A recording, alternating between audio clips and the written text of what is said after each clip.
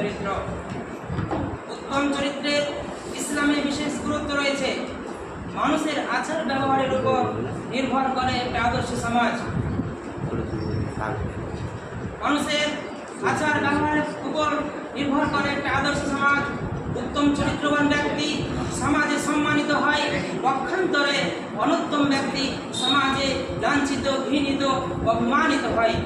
আদর্শ সন্তান, আদর্শ সমাজ, আদর্শ দেশ তৈরি করতে উত্তম চরিত্রে অনেক গুরুত্ব রাখে। আচার আচরণ এবং কথাবার্তায় একজন মুমিনকে কেমন হতে হবে সে ব্যাপারে মহান আল্লাহ বলেন, ওয়াকুলু লিন্নাসি হুসনা। তুমি মানুষের সাথে সুন্দরভাবে কথাবার্তা বলো। রাসূল সাল্লাল্লাহু আলাইহি ওয়াসাল্লাম বলেছেন, কুল্লু মা'রুফিন সাদাকা, প্রত্যেক ভালো কাজ হলো সাদাকা। ওয়া ইন্না মিনাল মা'রুফ ওয়া আন